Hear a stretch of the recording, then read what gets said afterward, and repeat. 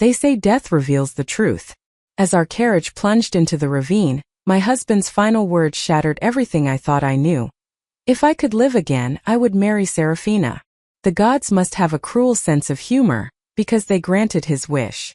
I woke up on the day of our betrothal ceremony, only to watch him publicly dishonor our family arrangement and choose her instead. He remembered our past life. So did I. But this time I would not make the same mistake. This is the story of how I refused to be anyone's second choice. Before we dive in, let us know in the comments which country you're watching from. And if this is your first time here, don't forget to subscribe. Enjoy listening. As our carriage plummeted toward the ravine, Marcus Harrington and I faced our final moments. Just before it shattered against the rocks, he turned to me, regret filling his eyes, and whispered, "If I could live again, I would marry Serafina. Only beside her has my heart ever felt alive." When I opened my eyes again, I had returned to the day of our formal betrothal ceremony. I stood in the silk pavilion overlooking the garden, where friends and family had gathered for the announcement of our union. Marcus stood beside me, holding an ornate jade box containing the betrothal gifts. Then, without warning, he turned and rushed toward Serafina in the crowd. He approached her with ceremonial solemnity, presenting the jade box with both hands extended in the traditional gesture of courtship. "Serafina Vale, will you accept this betrothal and become my wife?" Serafina covered her mouth in disbelief, nodding repeatedly as tears of joy streamed down her painted face. The two embraced tightly while the confused crowd erupted in uncertain whispers. Someone muttered, "But wasn't Marcus already betrothed to Visha? How can he dishonor their family arrangement like this?" Another voice added, "Yes, both families agreed to this union months ago. This is an outrage. What will the elders say?" The two remained locked in their embrace for a long moment before Marcus finally turned to face the crowd. He raised his voice so all could hear. "Thank you all for coming to witness our union today. In the past, I did not understand my true heart. But now I do. The one I have always loved is Serafina. I missed my chance with her before, but for the rest of my life I will not miss her again. I am willing to spend all my remaining days with her, growing old together." Then his eyes found mine across the pavilion, cold and indifferent. Forced affection bears no sweet fruit. What Visha and I shared was a mistake born of duty and family expectation. I hope we can part amicably. Do not pursue me any longer. Those words, "missed my chance with her before," cut through me with sudden clarity. The ringing in my ears faded as understanding settled in. He remembered. Marcus had returned with his memories intact, and this time he was choosing differently. The look in his eyes was exactly the same as when he was 38 in our previous life. Cold, calculating, rational. His demeanor carried the steadiness of years spent managing estates and political alliances, knowledge he should not possess at merely 20 years old. And as he had wished in his dying breath, he chose Serafina. Yet here we were, still only 20 years old, both children of noble families in the capital. Marcus and I had been promised to each other for 2 years already. He had chosen the Lantern Festival, with all our close friends gathered, to formally announce and celebrate our betrothal with gifts and ceremony beneath the silk pavilions. In truth, this ceremony had everything to do with Serafina as well. Serafina was a year older than us, the lead performer in a renowned traveling opera troupe.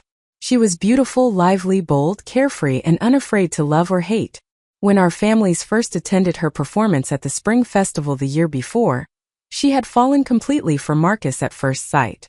She repeatedly showed him affection, sending him poems, leaving gifts at his family's gate, and even contriving opportunities to be alone with him during charitable works organized by the nobility. Even knowing I existed and that our families had arranged our marriage, she would say things like, "You are not yet wed. Life should be lived boldly. When you encounter someone you truly desire, pursue them. How else can you know whether they are the right match?" Marcus always treated her with cold courtesy, yet she still pursued him with a radiant smile, undeterred. Fed up with her persistence, Marcus had decided to hold our formal betrothal ceremony during the Lantern Festival to make Serafina understand that he was committed to me and would never accept her affections. In our previous life, when Marcus had held our betrothal ceremony, Serafina stood at the front of the crowd wearing a striking red silk gown, bold and flamboyant. She had shouted at Marcus, Marcus, think carefully. If you truly proceed with this ceremony, I will stop pursuing you forever. I am asking you one last time. Are you willing to be with me or not? In that past life, Marcus had declared resolutely, Visha will be my only wife in this lifetime. I love only Visha, so I hope you will cease troubling me. But now, in this new life, he claimed our relationship was merely a mistake and told me not to bother him anymore. Under the curious and shocked gazes of the surrounding crowd, I watched their tightly clasped hands with complete indifference. When I spoke, my voice was calm and clear. Of course. From this moment forward, our betrothal is dissolved. You go your way and I will go mine. No more ties between us. Hearing my words, Marcus visibly relaxed with relief. Serafina excitedly leaped onto him, wrapping her arms around his neck. I knew you would choose me, but it took you so long to realize it. You owe me compensation for all this wasted time. All right. What kind of compensation do you want? I want to experience the thrill of racing horses through the mountain passes. That can be arranged. I also want to sing my songs from the highest peak of Mount Tai. Very well. I want to taste every wine in every tavern from here to the southern provinces.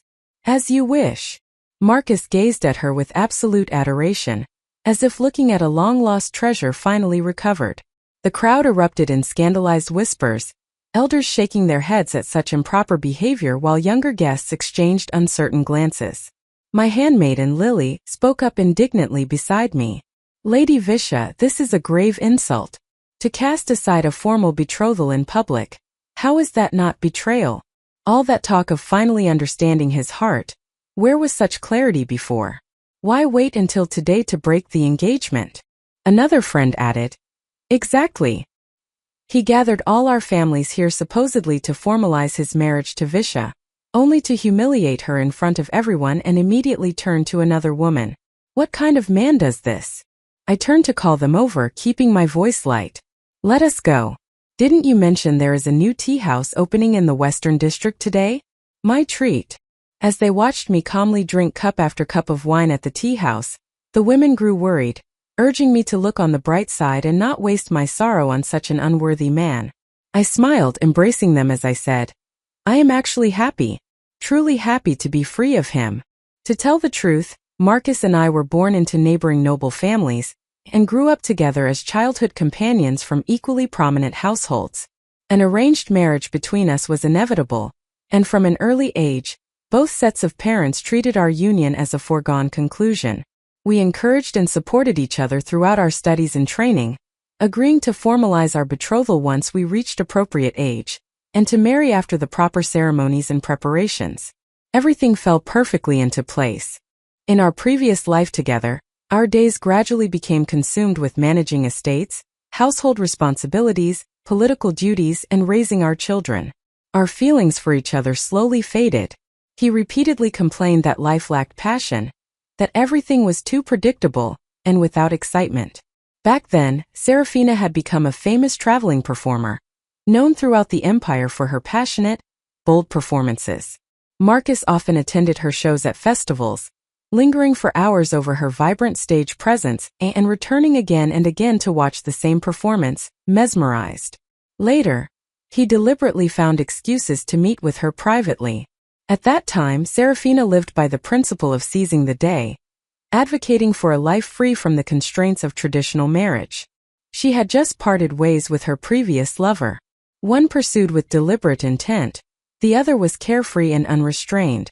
Between two adults who shared attraction, few words were needed. They ended up together multiple times in secret.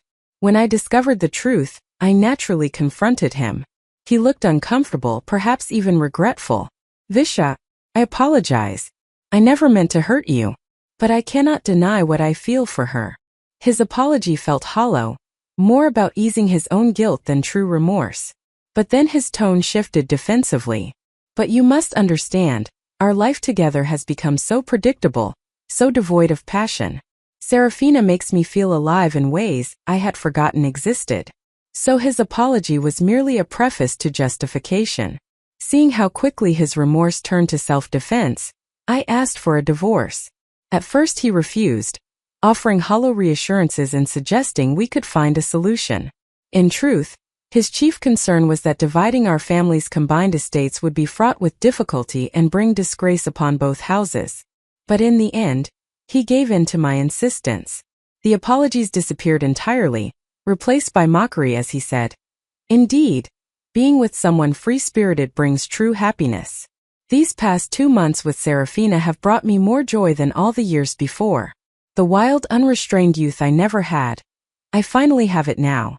You, a child raised in nobility, always so methodical, your mind forever calculating, your heart only concerned with duty and propriety. You will never understand what it means to live passionately and boldly." I simply could not believe I had never noticed how foolishly naive he could be. He thought he had grasped the true meaning of life, completely unaware that without the foundation of wealth and position that his family provided, even the most carefree existence would crumble like a house built on sand, gone with the first strong wind. Having drunk too much at the tea house, I excused myself to the washing room. On the way, I passed a partially open private chamber and overheard someone ask, "Marcus, what you did at the pavilion today was completely unexpected. I heard you and Visha grew up together. Do you truly not care for her anymore?" Marcus's voice came lazy and confident. "Childhood companions? Just because we grew up together and our families arranged everything, I thought I cared for her. But it was nothing more than ordinary friendship and duty. Her rational, measured personality is not my preference at all." "Then who do you really prefer?" someone teased. Marcus's answer came quickly. "Naturally, it is Serafina." The hallway was narrow, and a passing servant bumped into me, causing the half-open door to swing wider. Everyone inside turned to look. Marcus's expression flickered with brief discomfort, then quickly returned to indifference. Serafina, however, immediately pulled him closer possessively, as if declaring her claim. I smiled coolly. "Apologies for the intrusion. Please continue your celebration." Then I turned and left. That night, I began making careful plans for my own future. Since Marcus had his rebirth and chose differently, I would use my own knowledge of what was to come to build a better life. In my previous life, after Marcus and I agreed to divorce, I had briefly encountered a man named James Chan at a military ceremony. He was a commander from a distinguished family, honorable and devoted. We had exchanged only polite conversation, nothing more, before the carriage accident claimed my life. But that brief meeting had left an impression. Here was a man of true character. Perhaps in this new life I could build something real with him. Over the following weeks, I began strategically attending events where I knew James would be present. As the second son of the Chen family, he was making a name for himself in imperial service, though he had not yet attained the high rank he would later hold. At a spring gathering hosted by the Empress Dowager, I deliberately positioned myself near the training grounds where military officers were demonstrating their skills. That is where I first saw him in this new life, tall, disciplined, with sharp, intelligent eyes that assessed everything around him. When a child's kite became tangled in a tree, James immediately climbed up to retrieve it, handing it back with a warm smile. The simple kindness struck me deeply. I arranged for my handmaiden to accidentally drop my embroidered handkerchief near where he stood. As expected, James retrieved it and approached to return it. "I believe this belongs to you, lady." His voice trailed off, waiting for an introduction. "Visha." "And yes, thank you. Your kindness to that child earlier was admirable." Something flickered in his eyes, recognition perhaps, or simple interest. The child's joy cost me nothing but a moment of effort. "I am James Chun. I know who you are. James of the Chun family. Your dedication to service is well spoken of." Over the following months, I ensured our paths crossed frequently but naturally. At charitable events for war orphans, at poetry readings, at temple festivals. Each time our conversations grew longer and more substantial. James was everything Marcus was not: steady, thoughtful, present in each moment rather than always seeking the next thrill. When he looked at me, he truly saw me, not some idealized version or disappointment. Meanwhile, I heard regular gossip about Marcus and Serafina. They were indeed living the passionate, carefree life he had wanted. Racing through mountains, drinking in taverns until dawn, Serafina performing in increasingly scandalous venues while Marcus cheered her on. His family was growing concerned about his neglect of duties, and the impropriety of his chosen companion. Serafina was talented, yes, but she was a performer, not of noble birth. Such a marriage would be seen as far beneath the Harrington family's status. 6 months after that fateful Lantern Festival, James formally asked permission to court me. My father, who had been quietly furious about Marcus's public humiliation of our family, readily agreed. The Chen family was just as prestigious as the Harringtons, and James himself was rising quickly in military ranks. Our courtship was everything my relationship with Marcus had never been: honest, equal, and built on genuine mutual respect, rather than childhood habit and family obligation. James would write me thoughtful letters from his military posts, not flowery poetry but real observations and questions about my thoughts on various matters. He asked about my interests in herbal medicine, and encouraged me to pursue advanced studies. He never once suggested I should be less intelligent or capable to suit him better. When he returned from campaigns, he would bring me books rather than jewelry, gifts that showed he knew who I truly was. One evening, as we walked through the gardens during a festival, James stopped and turned to me with unusual seriousness. "Visha, I must tell you something. I know about what happened with Marcus Harrington. The entire capital knows. I want you to understand that I do not see you as someone discarded or diminished by his foolish choice. I see you as the most remarkable woman I have ever met, intelligent, composed, kind, and strong. If you will have me, I would be honored to spend my life proving to you what you deserve." Tears stung my eyes. In my previous life I had met James too late. After years of disappointment had already hardened my heart. This time he was helping me heal before such wounds could even take shape. "Yes," I whispered. "Yes, I will marry you." Our wedding preparations began immediately. Unlike the elaborate, showy affair Marcus would have insisted upon, James and I planned something meaningful.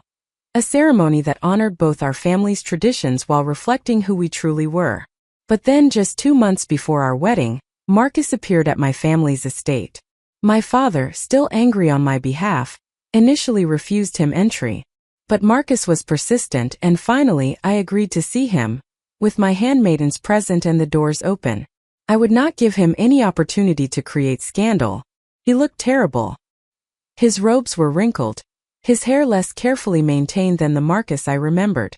The confidence from the Lantern Festival had vanished, replaced by something desperate. "Visha, I need to speak with you privately." "Whatever you have to say can be said here, Marcus. We have no relationship that would warrant privacy." He glanced at the handmaidens, then back at me. "I made a mistake. The life I thought I wanted. It is not what I expected." I kept my expression neutral. "I am sorry to hear you are disappointed. But that has nothing to do with me. Everything to do with you." Visha, I was confused. The passion I felt was merely infatuation. The excitement of something new and forbidden. But you are the one who truly understands me, who can match me in every way. Our families, our upbringing, our values are all things you publicly rejected," I interrupted coldly. "You stood before everyone we know and declared me a mistake. You cannot simply undo that because your great adventure proved less fulfilling than you imagined." "I can. Visha, please. I know you. You are practical, rational. You must see that we make more sense together. What we had was stable, comfortable. Boring," I supplied. "Lacking passion? Those were your words, were they not?" His jaw tightened. "I was wrong." "Yes, you were. But not about the things you think. You were wrong to believe that a life partnership should be built on constant excitement rather than deep compatibility. You were wrong to humiliate me publicly. And you are wrong now to come here expecting forgiveness simply because you have grown weary of your own choice. You are engaged to James Chun. It was not a question. I am. And I am very happy about it." Something dark flashed in Marcus's eyes. Something I had seen before in our previous life when things did not go his way. "You are doing this to spite me. To prove some point." I actually laughed at that. "Marcus, not everything is about you. I am marrying James because he is a good man who values me for who I truly am. He does not need me to be a wild performer to find me interesting, nor does he need me to be a silent, obedient decoration to find me acceptable. He simply wants me. I want you too. I want you back." "No, Marcus. You want the idea of me, the security I represent. But I have no interest in being the safe harbor you return to when excitement grows weary. I deserve better than that. I deserve someone who chooses me first, not second. Is this because of Serafina? Because if it is, I can end things with her. I can.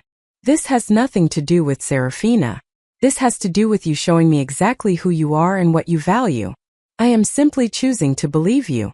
Marcus stared at me for a long moment, and I could see him searching for the girl I used to be, the one who would have waited patiently for him, who would have forgiven anything, who measured her worth by his regard. That girl was gone. Whether she had died in the carriage crash or simply grown up, I could not say. But she would not be returning. I see, Marcus finally said stiffly.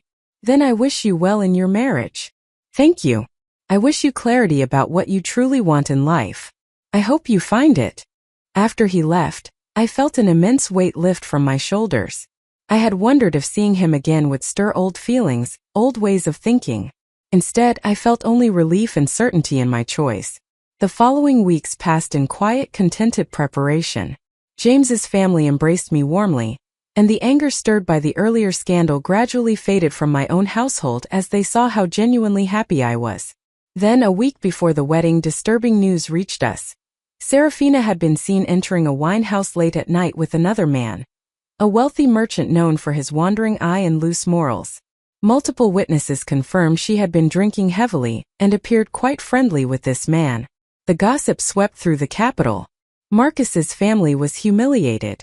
Everyone had known of his relationship with Serafina, but this open proof of her infidelity was devastating to his reputation.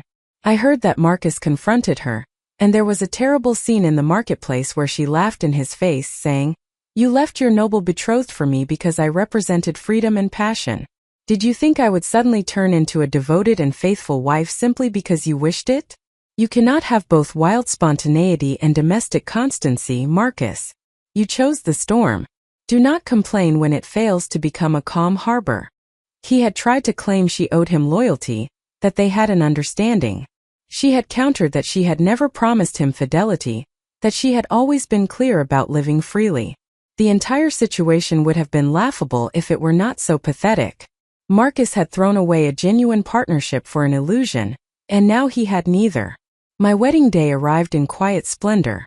The ceremony took place in the gardens at dawn, as was traditional for military families. James appeared in his formal military uniform, his expression solemn and reverent as I approached. When my father placed my hand in James's during the formal procession, I saw his eyes glisten with emotion. Following ancient tradition, we stood before the altar and performed the 3 ceremonial bows, first to heaven and earth, then to our parents and ancestors, and finally to each other as husband and wife. As we completed the final bow, the drums sounded and red silk was draped over our joined hands, binding us together. James's grip was warm and steady, his silent promise more meaningful than any words. In this world, some may betray your affection, but there are also those who embrace you with genuine devotion. Those who possess true hearts should never be wronged. So James, in this lifetime, I choose you willingly and without reservation. All my loyalty, all my trust, all my remaining years, they are yours. As long as you honor this bond, I will stand by you until the very end. Our married life unfolded with simple, profound happiness. James received promotion after promotion, eventually becoming one of the emperor's most trusted commanders. I continued my studies in herbal medicine and established a charitable clinic for families of soldiers. We had purpose, partnership, and peace. Everything I had lacked in my previous life, I had found in abundance now. 3 years into our marriage, news broke throughout the capital. Marcus Harrington had been caught attempting to abduct a woman against her will. The woman was not Serafina. She had long since left him and moved to the southern provinces. The woman was someone else entirely, though details remained unclear. During his arrest, Marcus had apparently fought violently against the imperial guards. In the struggle, he fell from a second-story balcony and suffered severe injuries. When he regained consciousness, it became clear that the blow had left him gravely impaired. He could no longer remember people's names, manage even basic tasks, or display any trace of the sharp intelligence he had once possessed. His family, devastated and humiliated by the scandal, quietly arranged for him to be cared for in a secluded estate far from the capital, where he would live out his days in relative obscurity. I heard this news while working in my clinic and I felt nothing. No satisfaction, no vindication, no sorrow. Just a distant sense of tragedy for a man who had destroyed his own life through his choices. James came to find me at the clinic that evening. He had clearly heard the news as well. "Are you well?" he asked quietly, taking my hand. "I am," I replied honestly. "I am sad for the man he could have been. But that has nothing to do with the life we have built." James kissed my forehead. "You are the strongest person I know." "Not strong. Just clear about what matters. And you matter, James. This life we share does as well. That is where my heart lives now." Several months later, I received an unexpected visitor at the clinic, Serafina Vale herself. She looked different from the vivacious performer I remembered, more subdued but no less beautiful. "Lady Visha," she said formally, "may I speak with you?" I invited her to sit and offered tea, curious about her purpose. "I wanted to apologize," she began, surprising me. "Not for pursuing Marcus originally. I make no apologies for following my heart, even if it led me astray. But for the manner in which it happened. The public humiliation you suffered was cruel, and I played a part in that cruelty. It was thoughtless." I studied her carefully. "Why now?" "It has been years. Because I finally understand something I did not before. When Marcus and I were together, I believed we had something real. But the truth is, we were both using each other. He used me to escape responsibility and duty, and I used him to prove I could claim whatever I wished. Neither of us truly saw the other for who they were. We were too busy performing passion to build anything real." She paused, taking a sip of tea. "I have heard you are happy now with Commander Chun. I am glad. You deserved better than being anyone's second choice." "Thank you," I said sincerely. "And what of you? Are you happy?" She smiled slightly. "I am learning what happiness truly means. I returned to my opera troupe, but I perform differently now, with meaning rather than just spectacle. I am also teaching younger performers. It is not the wild adventure I once craved, but it is real, sustainable. Good. Then I am glad for you as well."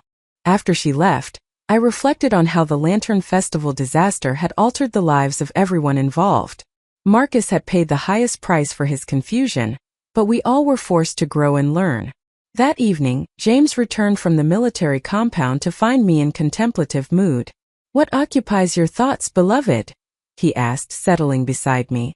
I was thinking about choices and consequences, about how the biggest gift we can give ourselves is clarity about what we truly value. James pulled me close. "And what do you value?" "This," I said simply. "Partnership built on truth. Love that does not require me to be less than I am. A life with purpose and meaning." "You. Then you have all you value, as do I," James murmured. "Every day. I thank the heavens that I found you. And I you." Years continued to pass in contentment. James and I were blessed with 2 children. A daughter we named Lyra, fierce and intelligent like her father, and a son we named Thomas, gentle and studious. We taught them about integrity, about choosing substance over spectacle, about the quiet strength of real commitment. We showed them through our own example what a true partnership looked like. Sometimes, when walking through the marketplace or attending festivals, I would remember that other life, the one where I had died unhappy, having spent my best years with the wrong person. I would remember the moment in the falling carriage when Marcus had wished for Serafina, and how that wish had somehow been granted to both of us. I never discovered the deeper reason for our rebirth, never understood the mechanism that had allowed us both to return with our memories intact. Perhaps it was divine mercy, perhaps it was chance, or perhaps it was something else entirely. But I knew with absolute certainty that I had used that second chance wisely. I had not wasted time on bitterness or revenge. I had simply chosen differently, chosen better, and built a life worth living. On the 20th anniversary of my marriage to James, with our children grown and building lives of their own, we traveled to a mountain monastery to give thanks for our blessings. As we stood together watching the sunset paint the valley below in shades of gold and crimson, James turned to me with that same look of wonder he had worn on our wedding day. "If you could live your life again," he asked softly, "would you change anything?" I thought of Marcus and his desperate wish in that falling carriage. I thought of the path not taken, the life of duty and disappointment I had escaped. Then I looked at James, his hand warm in mine, his presence still capable of making my heart feel safe and seen after all these years. Not a single thing, I replied truthfully. Every choice led me here, to you, to this life. I would not change a moment. Nor would I, James said, his voice thick with emotion. You have been my greatest blessing, Visha. My partner in all things, my companion through every season. I love you more now than I did even on our wedding day. And I you, my dear heart. Always. As the sun set completely and stars began to emerge in the deepening sky, we stood together in comfortable silence. Two people who had found in each other exactly what they needed, who had built something real and lasting from honest foundation. In my first life, I had died full of regret, married to a man who saw me as an obligation. In my second life, I had found freedom, purpose, and a love that asked nothing of me except to be myself. Some are blessed to find their true match immediately. Others must travel through darkness first. But those who are willing to learn from their pain, who are brave enough to choose differently when given the chance, they are the ones who ultimately build lives of genuine joy. I had been given an impossible gift, a second chance to correct my course, and I had honored that gift by refusing to repeat the mistakes of my past, by choosing wisdom over habit, truth over comfort, and real love over false obligation. As James and I turned to walk back to the monastery for evening prayers, I sent a silent word of gratitude to whatever force had allowed me this second life. I had not wasted it, and I never would. If this story touched your heart, don't forget to like, share, and subscribe for more powerful stories every day. Thanks for watching.